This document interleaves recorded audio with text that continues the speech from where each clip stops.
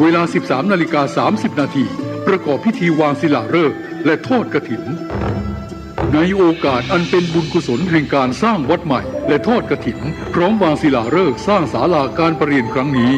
จึงขอกราบนิมนต์พระสงฆ์ครูบาอาจารย์และเชิญชวนศรัทธาพุทธศาสนิกชนทุกท่านได้ร่วมบุญตอกไม้มงคลปฐมฤกษ์เป็นมหามงคลอันยิ่งใหญ่ในวันที่ 12 ตุลาคม 2565 นี้ด้วยขออำนาจคุณพระศรีรัตนตรัยและสิ่งศักดิ์สิทธิ์ทั้งหลายตลอดจนพระสยามเทวาธิราชด้วยอำนาจเดชเดชะเทวาอารักษ์รุกขเทวดาภูมิเทวะพระแม่ธรณีคุณพ่อคุณแม่จงแผ่ไพศาลด้วยบุญแห่งการให้ทานของท่านทั้งหลายจงเป็นพลวะปัจจัยส่งเสริมสนับสนุนให้เศรษฐีใจบุญนายทุนใจดีและผู้มาร่วมงานทุกท่านจงมีอายุวันนะสุขะปฏิภาณสมบูรณ์ตลอดกาลนานเถิดสาธุท่านกำลังติดตามรับฟังสถานีวิทยุกระจายเสียงพระพุทธศาสนาแห่งชาติและสังคมคลื่นเพื่อการศึกษาพระพุทธศาสนาและวัฒนธรรมระบบ FM 104.5 เมกะเฮิรตซ์รายการต่อไปเป็นรายการเสียงธรรมจากสามเณร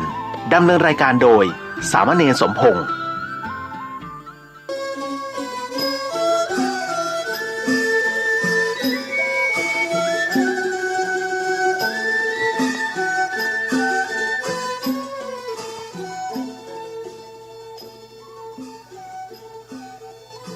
โลกนี้มีธรรม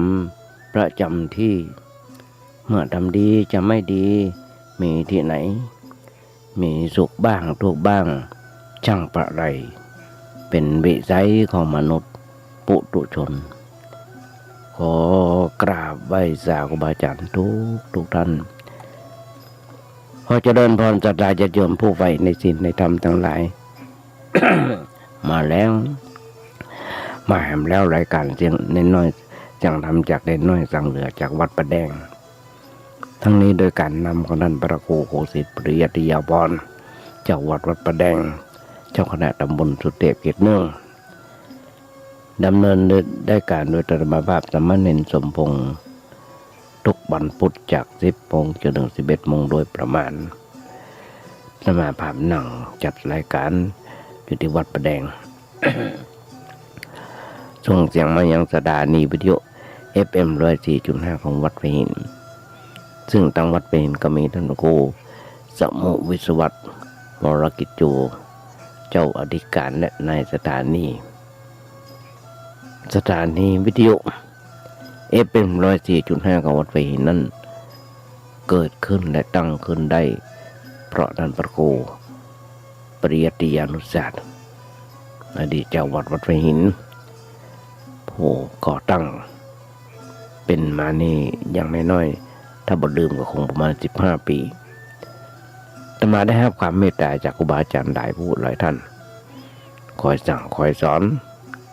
ท่านแรกก็คือท่านพระครูโคสิทธิ์ปริยัติยาภรณ์เจ้าวัดประแดงเจ้าคณะตำบลสุเทพเขตหนึ่ง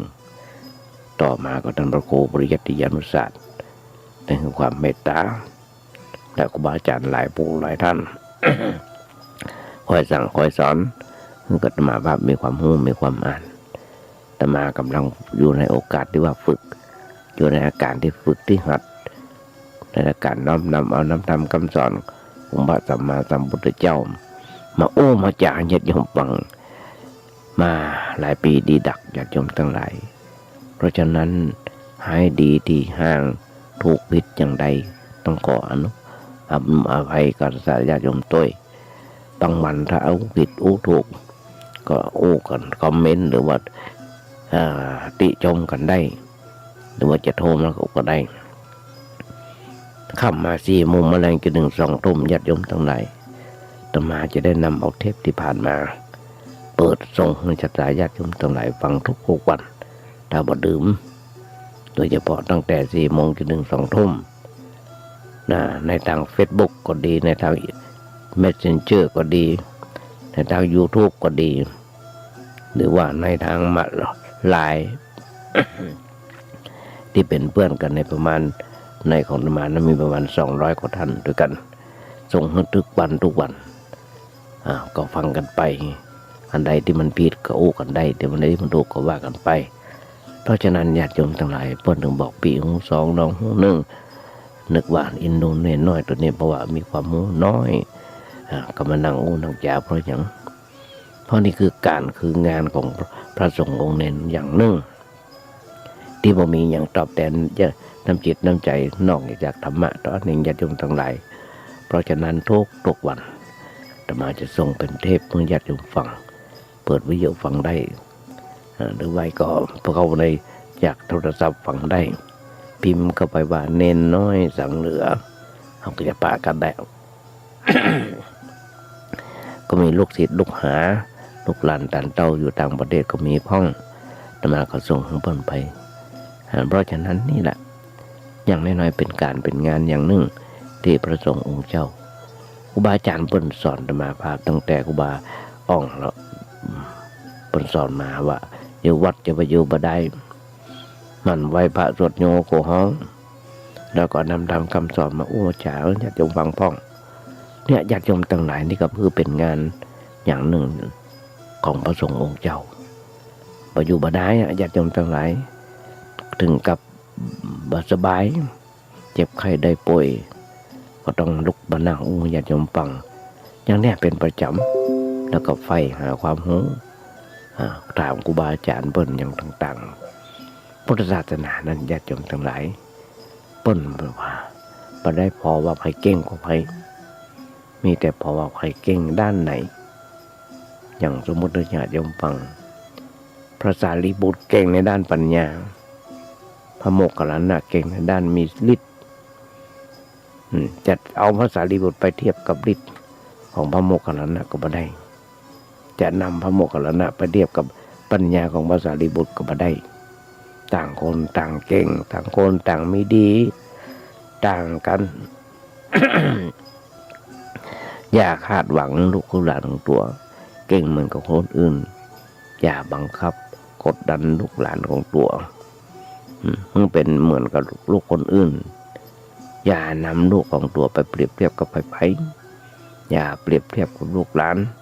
กับพี่กับน้องคนอื่นๆเปิ้นพอทุกอย่างตามที่มันเป็นจริงอย่าทุกอย่างตามอย่างที่เราอยากจะได้คือเป็นอย่างเป็นสุขพอขอให้พอทุกอย่างตามที่มันเป็นจริงตามที่มันเป็นจริงเปรียบเสมือนนกต้องบินอยู่บนฟ้าปลาก็ต้องว่ายอยู่ในน้ำจะให้นกเหมือนกับปลาจะให้ปลาเหมือนกับนกนั่นคือเขาเป็นทุกข์ยากจนทั้งหลายเพราะฉะนั้นชีวิตที่จะสมบูรณ์ได้คนเราทุกๆคนก็ต้องมีธรรมะซึ่งเป็นหลักประคับประคองใจตลอดมาเขาจะละเขาจะทิ้งธรรมะอย่างเมื่อใดเขาละเขาธรรมะอย่างเมื่อใดชีวิตของเขาจะวุ่นวายเหมือนอันเนี้ยญาติโยมทั้งหลายเขาจะหันได้ง่ายๆว่า เวลาเขามีความวุ่นวายใจมีความทุกข์มีความเดือดร้อนใจนั้นก็เพราะอย่างเพราะเขาขาดธรรมะเป็นหลักคุ้มครองใจเมื่อมันมีธรรมะคุ้มครองใจจิตใจก็วุ่นวายมีความเดือดร้อนร้อนใจตามความเดือดร้อนร้อนใจที่เกิดขึ้นนั้นก็เพราะว่าอย่างบ่เข้าถึงธรรมะเขาก็จะหันได้อยู่ทุกเมื่อเช้าวันญาติโยมทั้งหลายเขาก่อนมาประจกหกล้นก็คือลูกหลานแต่เต้าของละเอกละอ่อน14-15ยังเป็นเยาวชนกันโยฆ่ากันตายไล่กันฟันกันโอ้จิบป่าถ่ายญาติโยมทั้งหลายตำรวจตำนึกก็จะประกอบจับก็ยับเจ้าหน้าที่บ้านเมืองประกอบจับก็ยับเอาไว้มีเหี้ยกุฏิกูแห่งพอเตอะญาติโยมพอข่าวเตอะแล้วเอามาลองมาคือกระเตอะมาเป็นห่วงลูกหลานตันเต้าของเขาอยู่ที่บ้านที่จ้องชอบแมวชอบอย่างต่างๆไล่ฆ่าไล่ฟันกันจิตปาฐานที่จะต้องเขาได้หันกันสร้างความเสียอกเสียใจกับพ่อกับแม่ปู่ย่าตายาย หลายๆอันหลายๆอย่างญาติโยมทั้งหลายเพราะฉะนั้นญาติโยมทั้งหลายที่มีความเข้าใจในเรื่องนี้สิ่งสำคัญที่สุดคือเขาแยกกันมาออกนะคือธรรมะชีวิตกับธรรมะเลยเป็นสิ่งที่แยกกันออกกู้กันเพราะว่าร้อนมันนี้มันขาดธรรมะแม้กระทั่งผู้รับผู้ใหญ่หันโยมเพราะว่าเขาขาดธรรมะกันเรื่องนี้เพราะฉะนั้นต้องแสวงหาธรรมะเป็นหลักครองใจเราจะได้หันบนจากธรรมะว่ามีความคุ้มครองความสุขแก่ชีวิตของเขาอย่างใดบ้างปัญหาต่างๆที่เกิดขึ้นในชีวิตประจำวันหลายประอย่างในแง่ต่างๆเขาก็แก้มันได้ด้วยอย่างถ้าที่เขาที่ประพฤติธรรมก็แก้มันด้วยความรู้ความเข้าใจในธรรมะเขาเอาธรรมะมาเป็นมาแก้ปัญหาชีวิตก็จะผ่อนคลายไปพ้นจากความทุกข์ความเดือดร้อนอันนั้นคือผลที่มันปรากฏญาติโยมฟังคำธรรมกินพริกดำกับเหล้าฟังคำธรรมกินพริกดำกับข้าวฟังคำขี้เหล้ากินจินลาบถึงวันอันนั้นกัมปาโลกัมปาโลทุกวันนี้ญาติโยมทั้งหลายฟังคำดำกินพริกดำกับเหล้าฟังคำขี้เหล้ากินจินลาบถึงวันขี้เหล้าน่ะญาติโยมทั้งหลายตัวหลายหันกันก็บ่ฆ่าลูกฆ่าพ่อหันกันทุกเมื่อเช้าวันเปรียบเทียบกับบุหรี่เปรียบเทียบกับบุหรี่เมาเหล้าในนักนะเปิ้นญาติโยมทั้งหลายที่ฆ่ากันตายที่ก่อการทะเลาะวิวาทอันอย่างจะไปเห็นละ เหล้าในนักนะเปิ้นเพราะฉะนั้นขอให้มีศีลขอให้มีธรรมกันศีลเป็นเรื่องละธรรมะเป็นเรื่องที่ต้องปฏิบัติกันเฮาเกิดความสบายใจขึ้นญาติโยมทั้งหลายที่บ่เข้าใจในเรื่องนี้ก็ต้องแสวงหาธรรมะเป็นหลักครองใจเราจะได้หันผลของธรรมะว่าความคุ้มครองความสุขแก่ชีวิตของเราอย่างไรพ่อปัญหาต่างๆที่มันเกิดขึ้นในชีวิตประจำวันให้อันใดอย่างประเดประดังเข้ามาในวิถีชีวิตของเราทุกๆวันเนี่ยเอาอยากมากแป้งอันอย่างกระปุดกระแป้งค่าแรงก็โทกสะปะที่มันมีเอาหันแม้แต่ใครบ่ได้แต่ก่อนเขาซื้อแก่นหนึ่งบักกี่บาทแก่นหนึ่ง50 ตังค์หรือว่าบาทเกิงหรือบาทหนึ่งมาเดียวนี่บ่ได้ละญาติโยมทั้งหลาย3 บาท 4 บาทละพริกแกงหอมผักไม้ไส้ซอยอย่างต่างๆก็ปุดก็แป้งจะไปเห็นละแต่ถ้าที่เฮาที่พระพุทธธรรมแก้มันก็แก้มันได้ด้วยความรู้ความเข้าใจในธรรมะเอาธรรมะมาแก้ปัญหาชีวิตมันก็จะผ่อนคลายไปพ้นจากความทุกข์ความเดือดร้อนอันนั้นคือผลที่มันปรากฏอยู่ความสบายใจความสบายใจพ้นคนบอกมีผู้ใหญ่ผู้หลับผู้ใหญ่หรือครูบาอาจารย์เพิ่นบอก เป็นโรคอย่างเป็นโรคอย่างหนึ่งเหมือนกับโรคทางร่างกายคนเฮาที่เป็นโรคทางกายต้องกินยาแต่มาต้องมาย้ำมาญาติโยมฟังเพื่อรักษาโรคทางกายฉันได้เมื่อมีโรคทางจิตขึ้นมาก็ต้องใช้ยาแก้โรคทางใจซึ่งยาแก้โรคทางใจยาแก้โรคทางกายเป็นเรื่องทางวัตถุเพราะว่าร่างกายที่มันเป็นวัตถุร่างกายเนี่ยมันเป็นวัตถุเกิดขึ้นโดยธาตุทั้งสี่มีหลายอันหลายอย่างโรคต่างๆทางร่างกายก็เนื่องมาจากว่าอันอย่างบางอย่างขาดไปความต้านทานก็น้อยไปเลยเป็นเหตุให้เกิดโรคทางกายขึ้นมาทำให้เราต้องพ่ายแพ้แก่โรคร่างกายถึงแก่ดับแก่ความแตกดับลงไปได้ชั้นใดในเรื่องทางจิตใจก็เหมือนกันมันมีโรคทาง ใจเกิดขึ้นบ่อยๆนักนะญาติโยมทั้งหลายบัดเดียวโรคทางใจนั้นมาเหมือนกับโรคทางกายโรคทางกายมันมีตัวเป็นเชื้อโรคประเภทต่างๆอย่างตมานะญาติโยมทั้งหลายความดันเส้นเลือดในสมองตีบนะเป็นเพราะอย่างเพราะว่าหมอเพิ่นห้ามกินมันกินเค็มกินหยังต่างๆก็อดมาได้เพิ่นเอามาถวายอย่างไรก็ต้องกินอย่างนั้นมันการญาติโยมทั้งหลายโดยเฉพาะประเดี๋ยวเนี่ยจากวันนั้นจนถึงวันนี้เอาเดือนเดียวที่ผ่านมามีคนล้มหายตายจากไปทั้งไกลทั้งไกลที่รู้จักกันมากก็ไปหาเปิ้นนี่เป็นของวันนี้สังคมเป็นโรคที่ตายนะก็เพราะว่าเป็นโรคความดันเบาหวานครบสูตรในหันหมดเปิ้นเป็นโรคก็อย่างกันหมอเปิ้นบอกหมดเขาก็ไปเป็นกับเปิ้นหมดความดันเบาหวานอย่างมะเร็งที่ผ่านมาเนี่ยตายกันอายุยังน้อยอยู่ก็ยังมี30-40ก็มี50-60ก็มี70-80ก็มีญาติโยมไปก่อยที่โรงพยาบาล เมื่อกี่วันที่ผ่านมาอาตมาก็ไปเยี่ยมพระสงฆ์รูปหนึ่งซึ่งกูจักมักกี้กันปัจจุบันได้85แล้วจากสันปุเลยมาอยู่หงยาวนครพิงค์ไปเยี่ยมบุญกรรมตอนนั้นยังบอกหูสึกตัวเด้อพอหมดเวลาจากการรักษาจากที่วัดที่โรงพยาบาลนครพิงค์เปิ้นก็ส่งไปรักษาอยู่ที่โรงพยาบาลสังกะแปงว่าอย่างไรจำไม่ได้ละแล้วก็ปิกมาอยู่ที่วัดแต่มาก็ได้มีโอกาสไปเยี่ยมเปิ้นที่วัดทำตอนนี้อู้ได้บ้างละ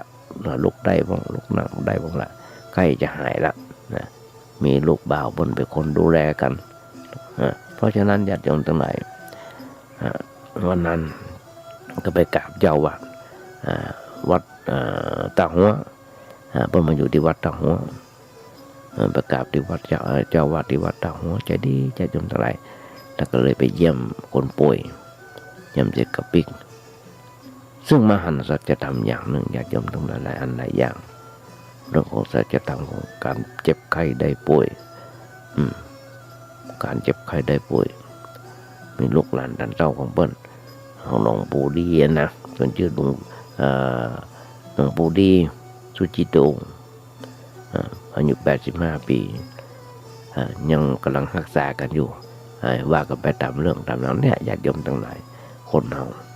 เปิ้นใจดีใจบานที่มีลูกหลานท่านเจ้ามีลูกศิษย์ลูกหามาเยี่ยมมาใจเปิ้นก็หายเว้ยเดี๋ยวว่าเด้อเนี่ยเปิ้นของโรคทางใจโรคทางกายโดยหมอบอกก็ให้ยามากเลยรักษาไปตามเรื่องตามราวของมันที่เข้ามาโรคต่างๆที่มันเข้ามายึดตุในร่างกายของเราแต่ว่าเป็นของมันเป็นที่เกิดขึ้นเป็นที่อาศัยแล้วทำให้เราต้องพ่ายแพ้คนใดก็จะที่เกิดที่ยังมีร่างกายปกติ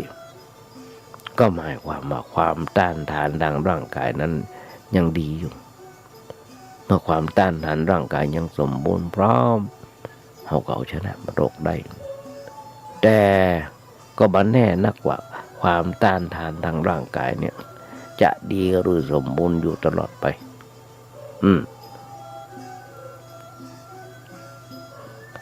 มันอาจจะเกิดความเพลี่ยมพ้ำขึ้นมาเมื่อใดก็ได้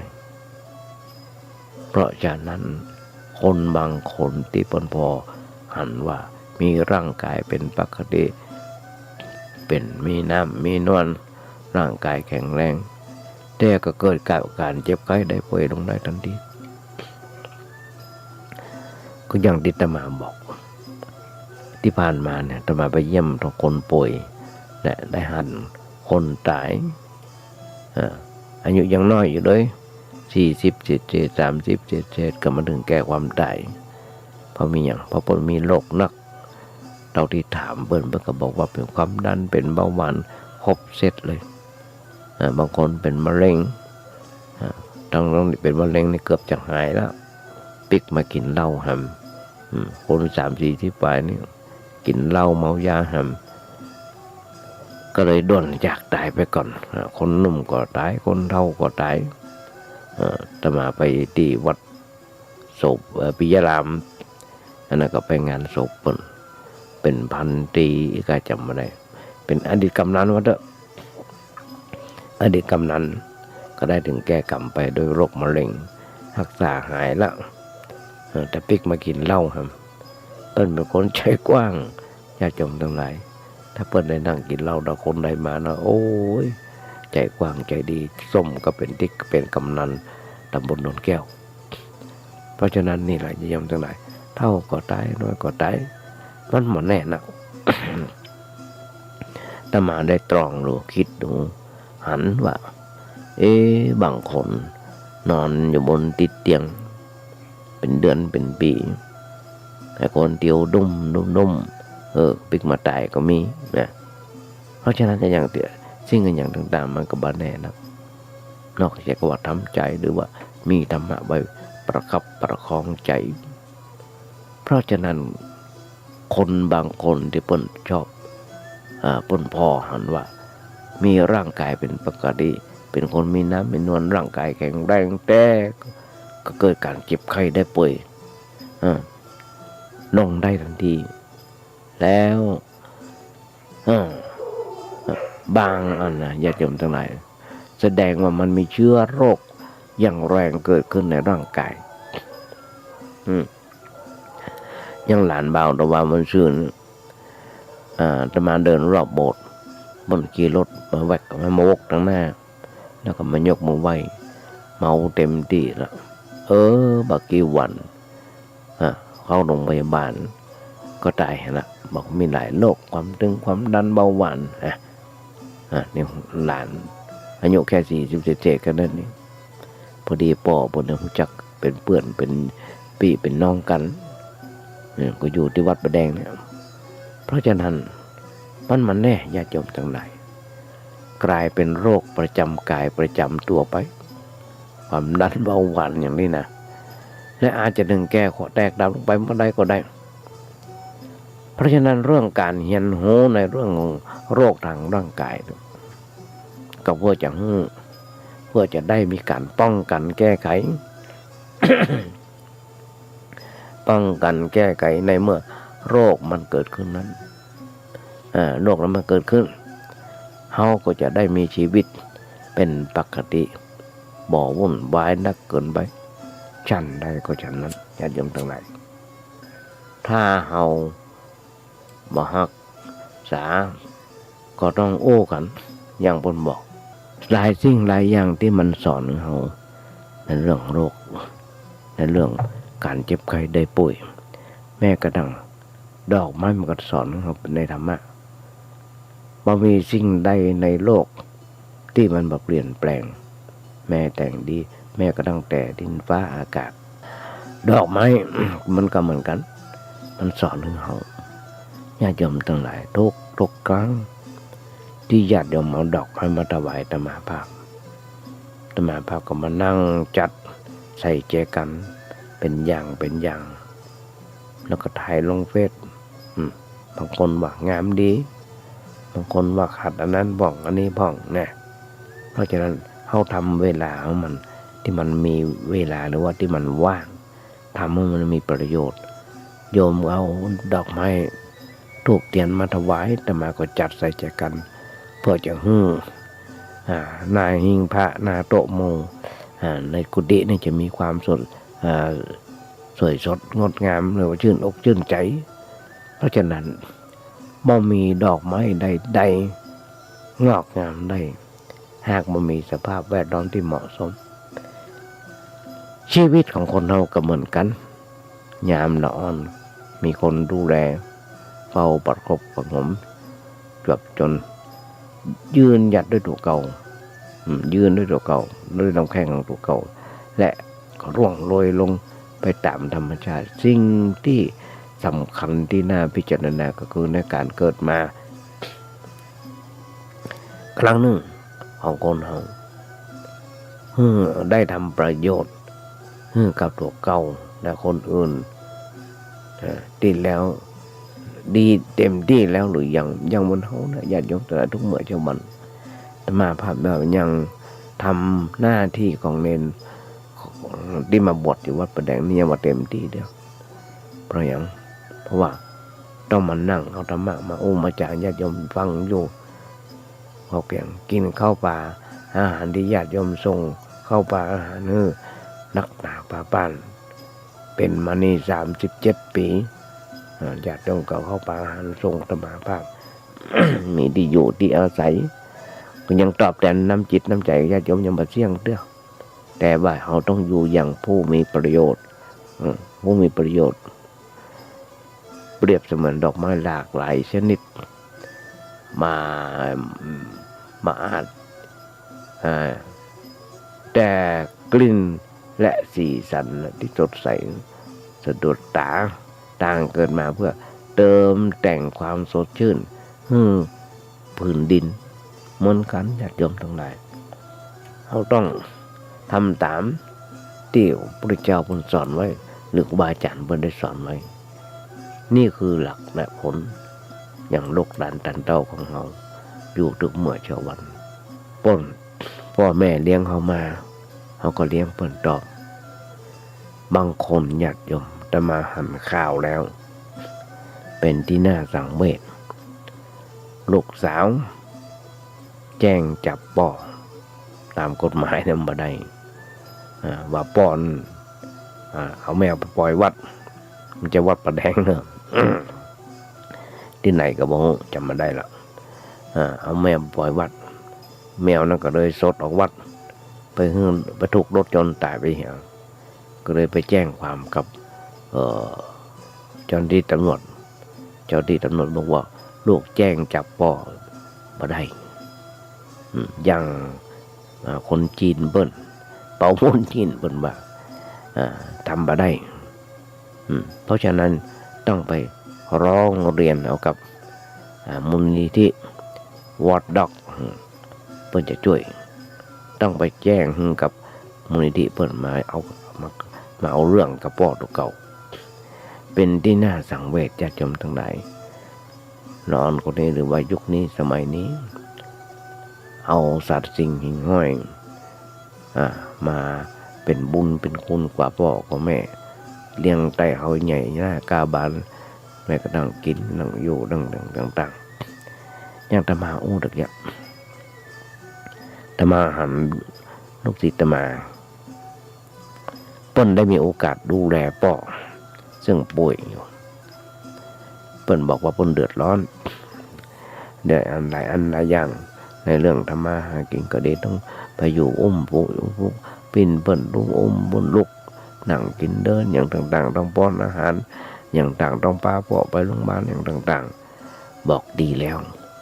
เป็นบุญคุณอย่างหนึ่งอย่านึกว่าเป็นภาระหน้าที่ของเฮาแค่บะกี้มือบะกี้วันยังจบแล้วเปิ้นเลี้ยงเฮามาใหญ่หน้ากาบานจนอายุไป40-50แล้วเปิ้นยังมาจมเลยเปิ้นบอกพระคุณของพ่อของแม่นักหนาประพานเอาไว้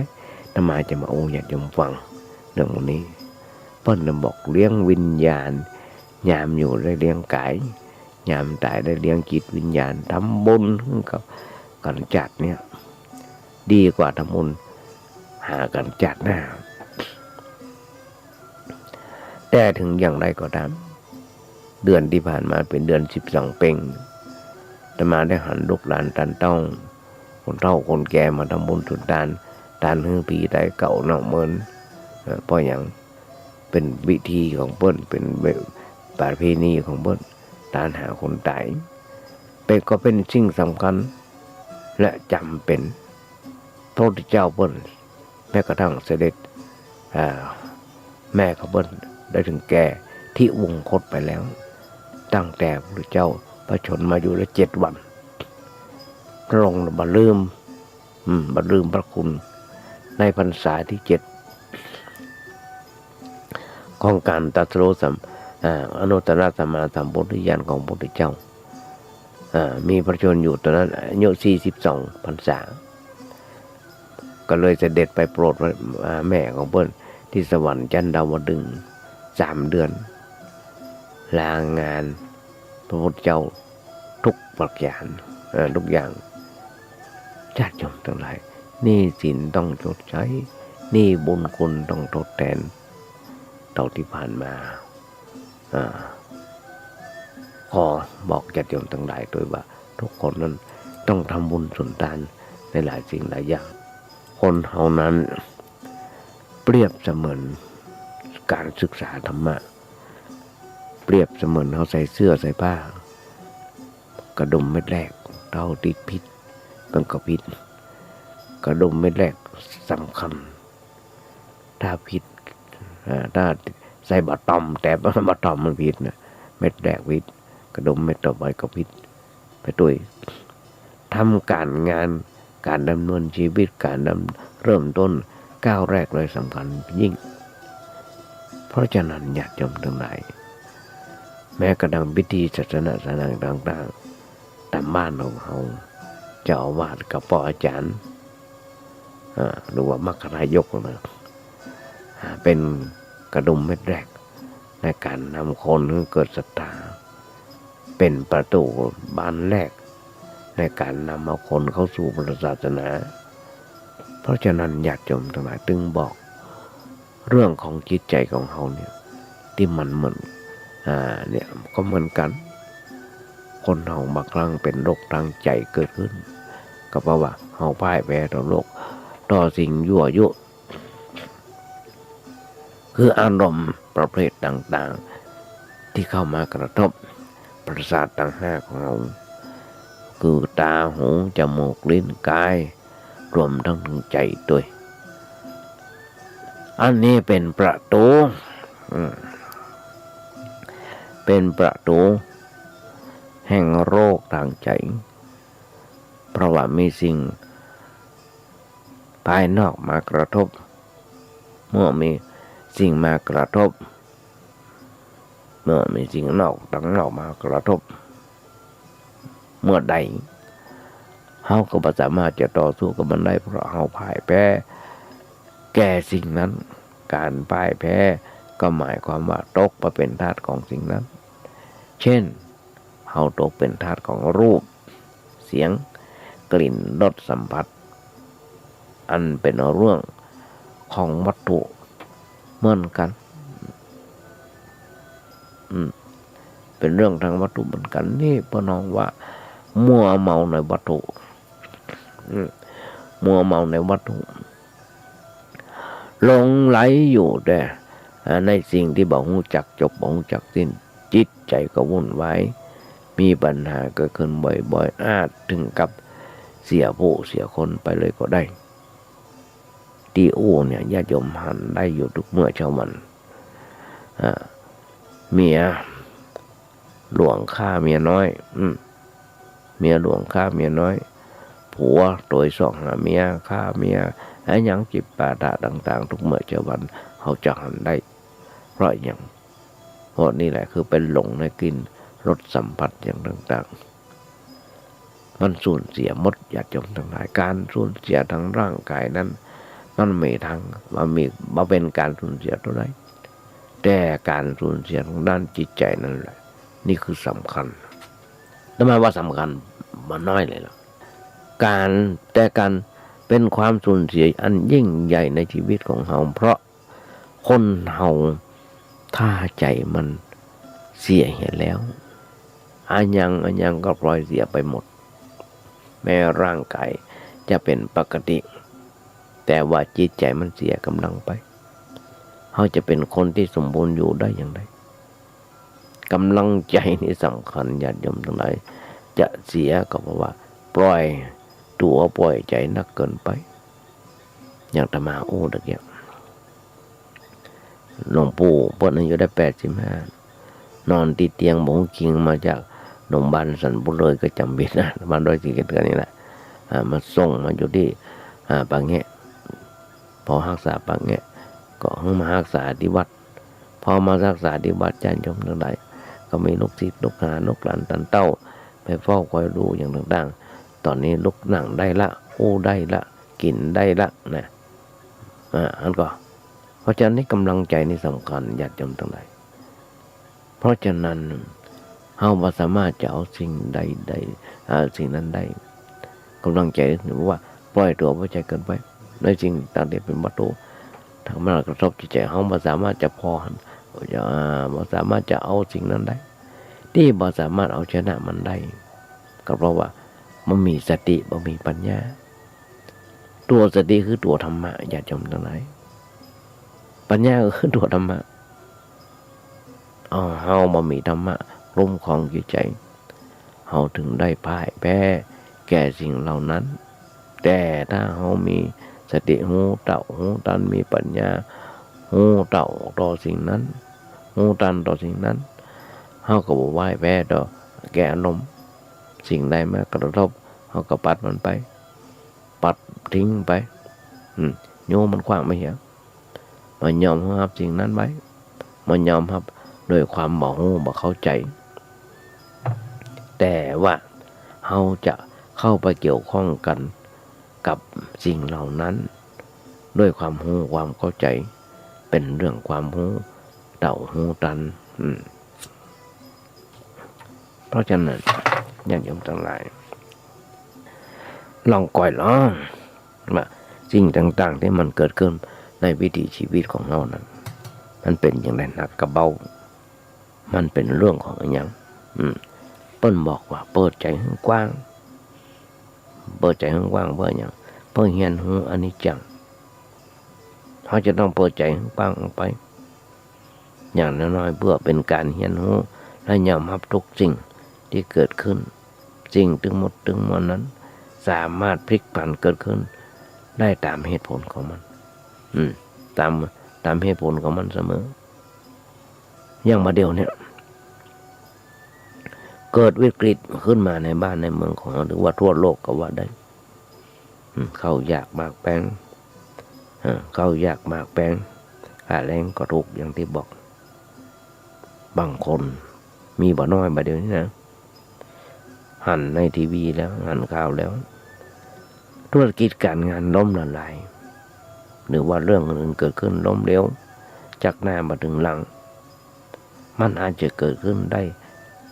ในทุกๆคนเพราะสิ่งต่างๆล้วนแต่ถูกเกี่ยวหรือว่าแขวนไว้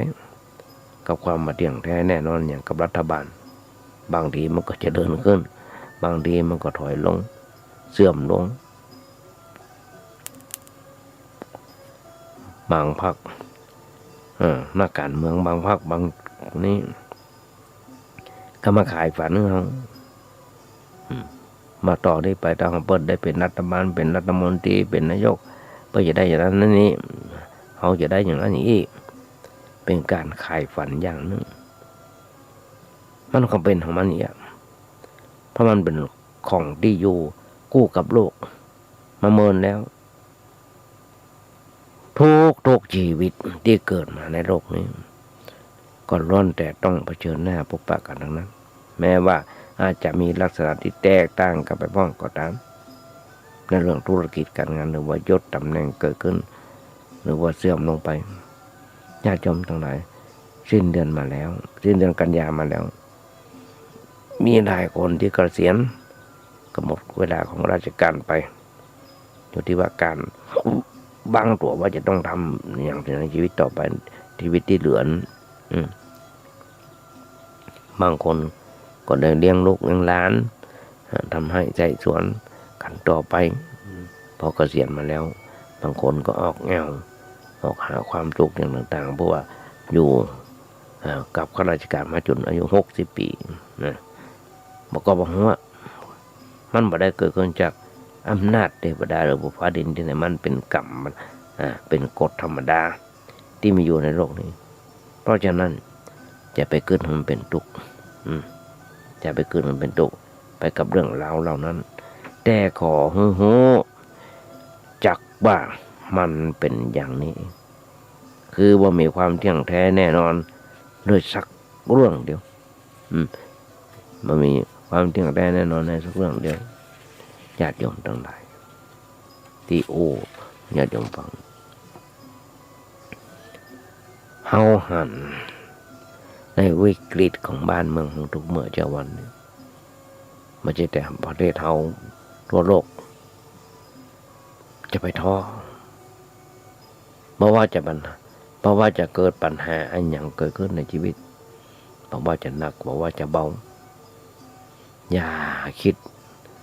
เกิดการท้อแท้อ่อนใจเพราะการท้อแท้อ่อนใจมันจะทำให้ชีวิตของเฮาเหมือนกับว่าตายไปแล้วเกินหนึ่งซีกหนึ่ง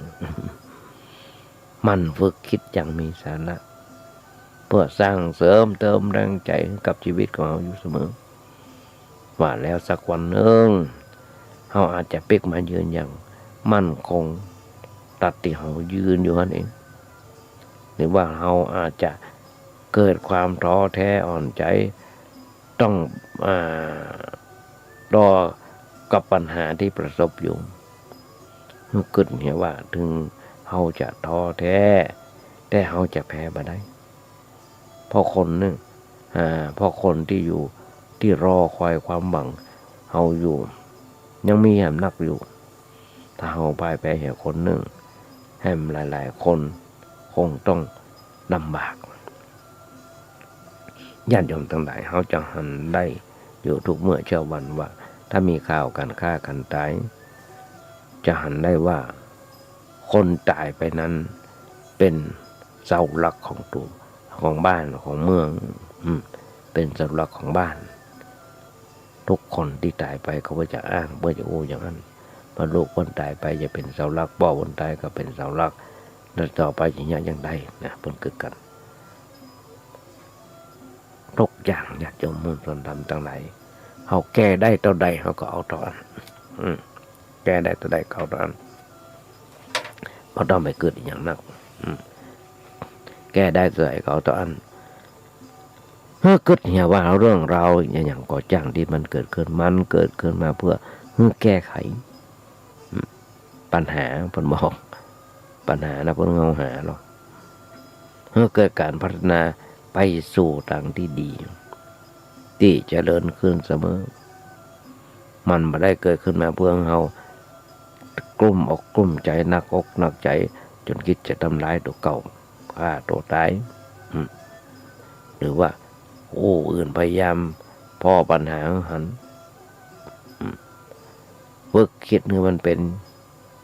แล้วเขาจะเป็นทุกข์แต่ว่าเราต้องรู้ความจริงไว้ว่าปัญหาหลายๆเรื่องเราบ่อาจแก้ไขมันได้ก็มีแก้ไขมันได้มันก็มีเพราะมันเป็นสิ่งที่แก้ไขบ่ได้ตามเหตุตามผลเฉพาะตัวของมันแต่หน้าที่ของเราคือจะต้องพยายามหาวิธีจัดการกับมันให้ดีที่สุดโดยเราคิดว่าเราทำหน้าที่ดีที่สุดแล้วเพียงเท่านี้พอพ้นมันออกพ้นตอบรับของมันเกิดขึ้นมาอย่างก็อย่างไรก็จ้างมันจะได้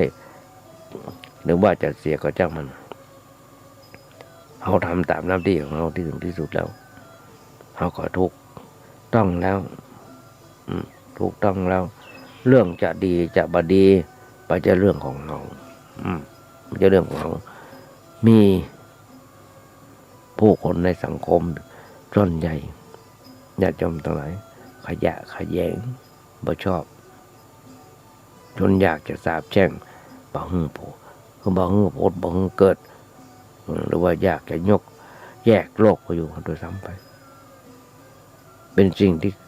ที่กันกระทำกันญาติโยมมุ่งส่วนทำทั้งหลายขอให้พอโลกตามที่มันเป็นจริงวันนี้เราอาจจะเป็นตกใจอยู่กับโรคร้ายที่กำลังประสบอยู่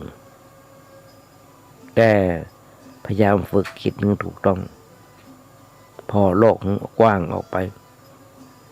พอตามความเป็นจริงที่ปรากฏขึ้นหันคือเราไม่ได้เป็นทุกข์อยู่คนเดียวในโลกนี้อาตมาก็ต้องบอกญาติโยมเราว่าอาตมาไม่ได้เป็นโรคบ่สบายป่วยคนเดียวไป หาในห้องยาและนักหนาป้าบ้านหลายอันหลายอย่างหลายอันหลายอย่างมีแหมหลายคนเนาะญาติโยมทั้งหลายที่เปิ้นกระป่วยอย่างนั้นมาเป็นเปิ้นป่วยอย่างเอาที่เปิ้นเดือดร้อนอย่างเอาว่าเอาก็มีจะต่างก็คือต่างกับเรื่องราวที่ทำให้ทุกข์นั้นเราอาจจะตกใจเมื่ออยู่กับโรคร้าย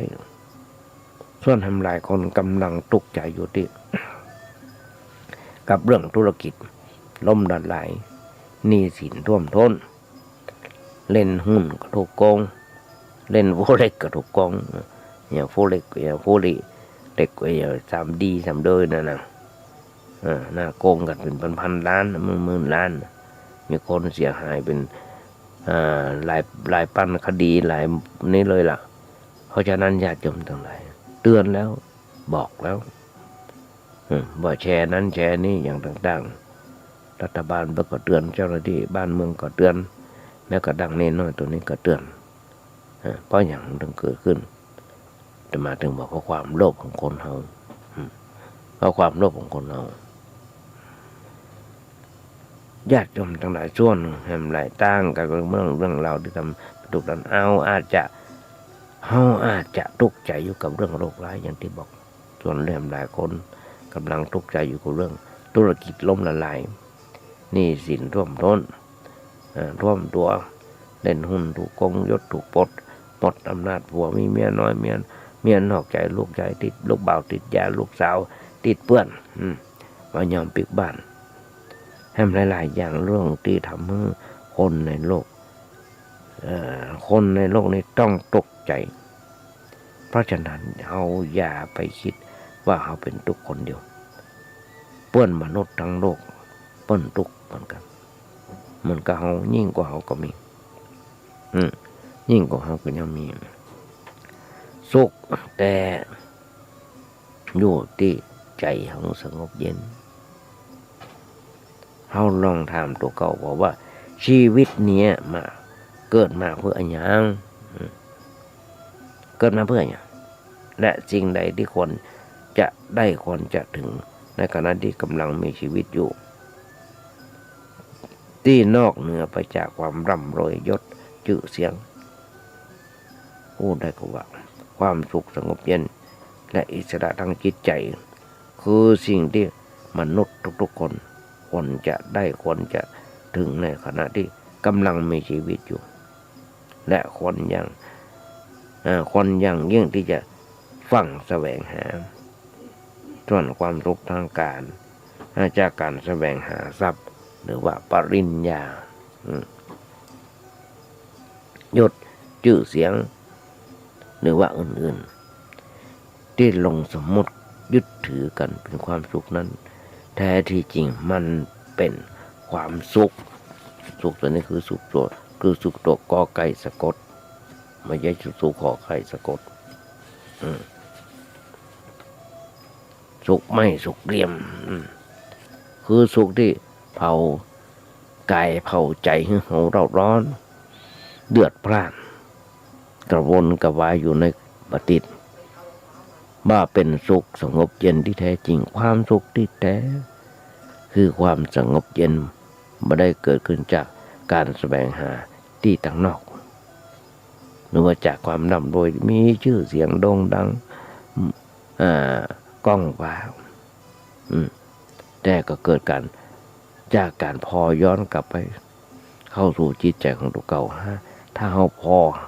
มองหรือว่าพอย้อนไปก็จะเข้าสู่จิตดูพอจิตไปเรื่อยๆแล้วจะหันมันญาติโยมทั้งหลายความสุขความทุกข์บอกว่าคนร่ำคนรวยคนทุกข์คนรวยก็มีทุกข์แบบมีทุกข์แบบคนรวยก็มีทุกข์แบบคนรวยคนทุกข์ก็มีความทุกข์แบบคนทุกข์รวย10,000 ล้านก็ทุกข์10,000 ล้านรวยน้อยก็รวยน้อยก็ทุกข์น้อยบ่รวยเลยก็บ่เป็นทุกข์สุขไม่อยู่ที่ใจทะยานอยากจะมุ่งส่วนดำปัญหากิเลสความกิเลส ตัณหากิเลสตัณหาอยากได้ทุกสิ่งทุกอย่างเรียกพอได้ธนาคารมีเงิน10 บาทติดธนาคารกิเลสเป็นล้านคนที่ร่ำรวยกว่าเขาเพิ่มมีความสุขจริงกับเพิ่มมีความสุขแต่ก็เมื่อมีความสุขจริงทำไมคนรวยเหล่านั้นถึงได้นั่งนอนกันอย่างหวาดผวาไปไหนมาไหนก็ต้องคอยระวัดระแวงแผนแทนมาพอมีคนคุ้มกันมีรถกันป้องกันกระสุนนั้นด้วยทำไมหัวป้นมาโร่มาจริงเอาเนี่ยอย่าโยมทั้งหลายเพราะฉะนั้นเหมือนกับที่นี่แห่งอย่างหนึ่งเรื่องที่เกิดขึ้นในใจของเขานั้นเป็นสุขก็เป็นทุกข์มันมาได้หยุดเพียงแค่อย่างที่อู้แต่มันก่อให้สิ่งต่างๆขึ้นในใจของเขาที่เป็นห้องว่าเป็นนิสัยนิสัยก็คือสิ่งที่เขาสร้างมันขึ้นมาวันละเล็กวันละน้อยสร้างมันจอยนะขึ้นมาเรื่อยพอมันเพิ่มมันขึ้นมาเรื่อยในจิตใจของเรา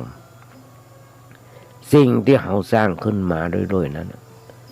ถ้าสร้างด้วยความหลงความเข้าใจผิดมันก็งอกงามมาได้เป็นความหลงความเข้าใจผิดเป็นความหลงเป็นความเข้าใจผิดแล้วก็ไปยึดติดอยู่ในสิ่งเหล่านั้นจนกลายเป็นนิสัยเพราะฉะนั้นคนเราถึงมีนิสัยบ่เหมือนกัน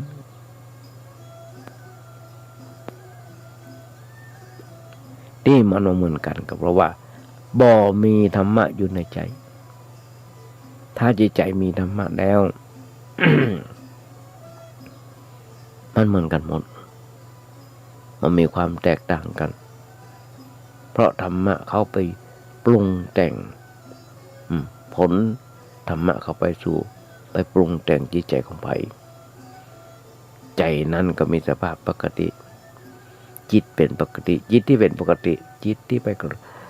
กระทบด้วยอะไรอย่าง